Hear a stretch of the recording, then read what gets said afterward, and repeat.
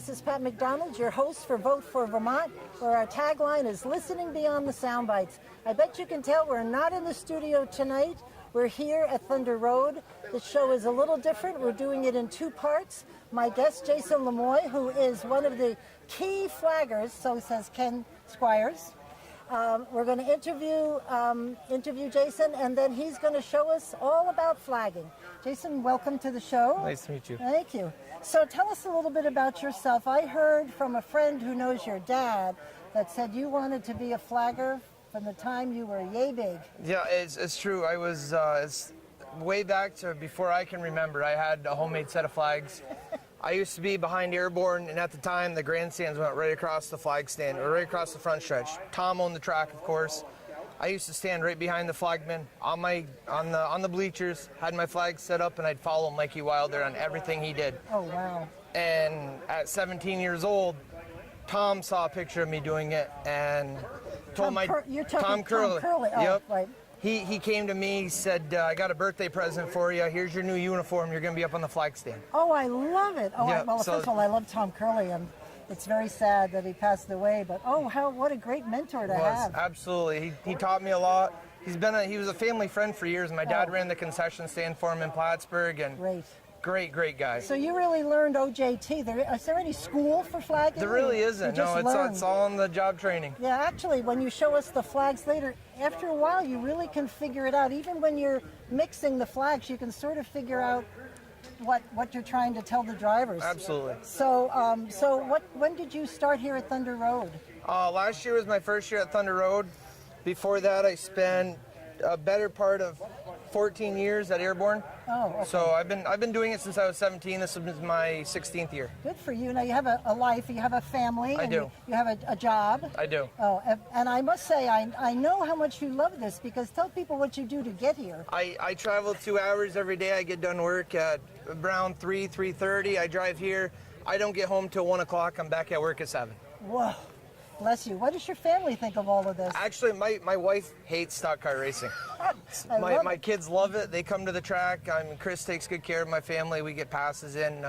They really, the ownership does a great job incorporating my family into it. Well, I bet your kids must love it, seriously. Oh, they do. It's so exciting. Even just standing out there with you when the cars were going by, it's exciting. You can feel them under your feet. Yep.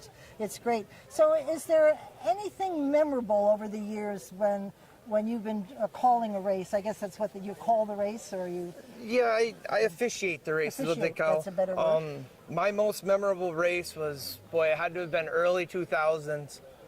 Actually, I think it was 2004, the year I graduated high school. Chris Kay, who's a dear friend of mine, he ran street stock, or Tigers. Yeah? Oh, Tigers. He came out of turn 4, got sideways, flipped over onto his roof, and actually finished the race on his roof. Oh my! Took the checkers, took second place on the roof. Did he really? Yep. Well, as long as the driver's in the car and it goes over. That's it. That's funny. Was he okay, I hope? He was. He actually got out and helped flip the car over. Wow. Oh my God. Well, I heard last week there was a little bit of excitement after I left. Yep. Yeah. The weather caused that. Yeah, but everybody, so far there's been accidents, but nobody's really gotten seriously hurt here, have they? No, the cars that are so well built nowadays that you could hit the wall at full speed and you're going to get out and walk around. You're going to be bruised, you're going to be sore, but the cars are extremely safe nowadays. That's great. Yeah, they look at with all the rebar, whatever the bars are in. Yep. So have you ever had a real problem out there where the driver won't pay attention, and you've had to figure out a way to message them that they better get off the track and shape up? There's been a few, but for the most part, after I show the black flag 4 or 5 times, race control say, all right, he's all done, we're just not going to score him, let him stay out there if he wants. I see, so he can do what he wants. Yeah, during the race, I don't really make the calls. I just show him what's going on. Right. Now, you told me last week when we were here that you attend the drivers' meetings. I do. Is that important for you to do that? What do you learn from that? I like to stay involved with the drivers. I mean, the more I'm involved with the drivers, the more the drivers and I have a better understanding and we work better on the track. Knowing what's going on in the drivers' meeting, I'm able to communicate better with the drivers on stuff that Chris wants to do, or back in the day what Tom used to tell me to do. So it makes it easier for me to communicate with them on the track. At the highest speed that they're going, when they pass you, how in heaven's name do they even see what you're doing? You got to get the flags out early. If you wait too long, they can't see them because of the angle of the windshield. So I'm actually flagging them from the middle of 3 and 4 coming around. That's when I get my flags Yeah, out. because I was watching you last week, and just for you, those who are watching, the racetrack is right sort of in front of us, and you were watching them and getting the flags ready when they were about halfway around. I said, how does he know what's going to happen? But you've doing this a while, right? I have been, and it doesn't hurt that I went to school to be a math teacher and didn't stick with it, so I'm really good at doing numbers in my head. So you've got earphones on. Is somebody talking to you? Yes, the race director sits in the tower that overlooks the whole track. During the race, he makes the call on what's going on, when the yellows, black flags, all that stuff. Oh, I see. Oh, okay, that's interesting. And he's the guy that's sort of telling you car number or whatever. Absolutely. Oh, okay. So I looked at your Facebook page, and I noticed that you had a petition, and it was called Corey's Law. Corey's Law, yep. And I'd love you to talk about that, the other side of Jason Lemoy. My daughter, when she was 5, was sexually molested, and it was actually from a family member. Oh. And the whole point of the law is so that there isn't no more term where they can term out, or I don't know what the call is, judicial time where they can, after a certain amount of time, they don't get arrested. Right. Well, I want them to do away with that, because, I mean, she got lucky. We were able to figure out who did it, take care of it. But there's some kids that go years and years, and they get to their 20s or 30s, and then they finally tell somebody, and by then they can't do anything, you know, and I don't think that's right. No, I agree with you with that. Because, I mean, first of all, they're either embarrassed or ashamed. They don't know who to talk to. Yep. And, well, I'm glad that you're doing that. I bet your daughter's very proud that you're doing that. And yeah, my daughter's, she's been dealing with a lot of stuff. I mean, she still goes to counseling for it, and she's 14 now, and she's very insecure about her body, and she's very depressed. So it does a lot to a kid that people don't realize. Right. Well, good for you. I hope you win. This is in New York, obviously, where you're... It's actually, they're trying to make it a federal law. Oh, good. Yep. I have to look for it here in Vermont, because I would think we would sign something like that. I would hope so. I hope every state does. Yeah. So what would you like folks to know about Thunder Road and flagging and the race itself? I would tell you, Thunder Road, I do the ACT tour now, and I've gone to 7, 8 different tracks, including Airborne. This place, it doesn't matter where you sit. There's a seat, you can see the action. The action is unbelievable. And the crowd, the fans, the people that work here, they're just so friendly. Nice. I mean, kids will walk by me, and if I'm not having anything to do, I'm handing them a flag. Take a picture of my flag. Oh, cool. You know, that's what it's all about. I'm here. I don't make a lot of money doing it. I do it because I love the sport. I love the fans. I love the kids. That's what it's about. That's great. And is Airborne, they're all pretty much the same as... I've never been to Airborne. Is that the same size as here? Airborne's a half-mile track. It's a little bit bigger. It's not as banked. It's a little bit flatter. Yeah. It used to be an asphalt track, and it used to be the best asphalt track in the Northeast. They'd put on better shows than Barrie. But since it went to dirt, I'm not a dirt fan. Oh, no, I'll tell you a story someday about, we went to was it Bear Ridge? You don't sit up front. No. My husband and I went and sat up front, and everybody's behind us laughing. I found out why. So we just got loaded with dirt. But I went to Charlotte one time. Oh, my word. That was like 10 times the size of this. Yep. But we love Thunder Road. We can hear it from our house. Just one quick question about how did the drivers themselves learn about the flags? Is because you've got some new drivers here that show up. I mean...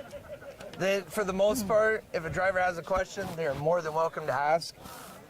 Most of the time, it's all you learn as you go. Wow, that could be a little hairy. It does, yes. Especially the get off the track one. I love that. Jason, thank you very much for your time. I really appreciate meeting you. And stay tuned for part 2, where Jason tells you all about the flags.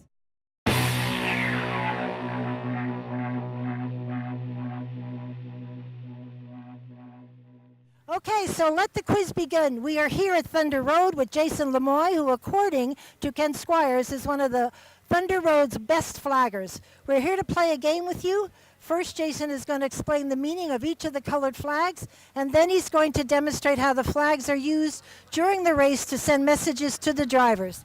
So take it away. Number 1, this flag means go, full speed. That's the green one. Number 2, this flag means we're going green next lap. As you can see, he's folded it. How do you call that? Clenched. Clenched. Number 3, This flag means caution, accident, crews on the track.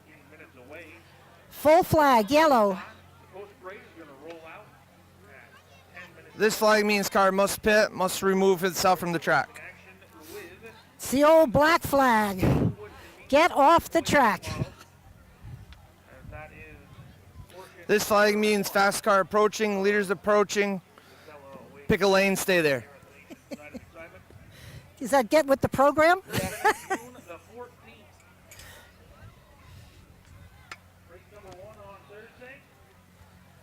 This set means halfway.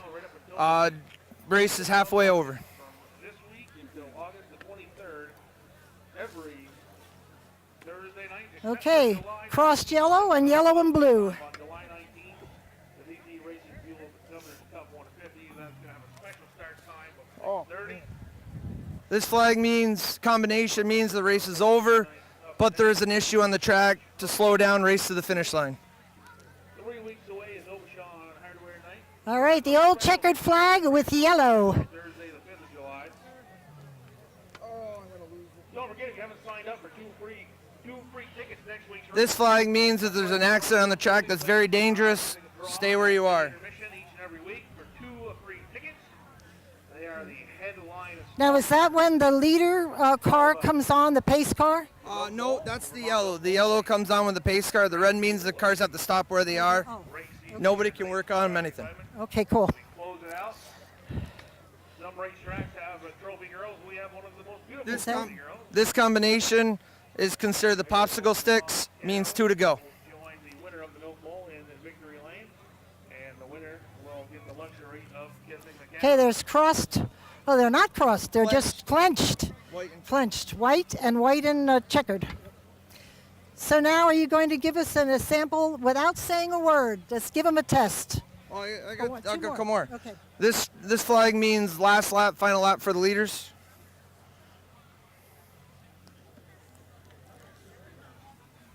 And the final one.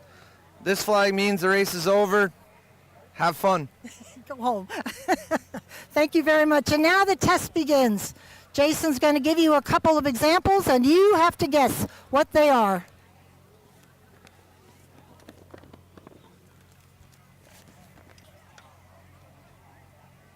Ooh, I forgot the pinky. We'll do that after.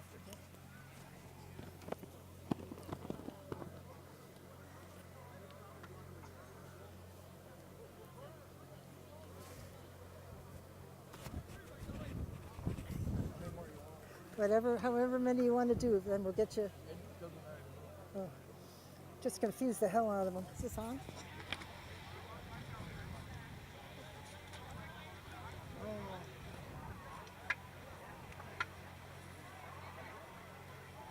I think that's just about it. Okay, cool. And we've saved the best for last. I have not actually seen this at Thunder Road. It's new to me. What does that little charmer mean?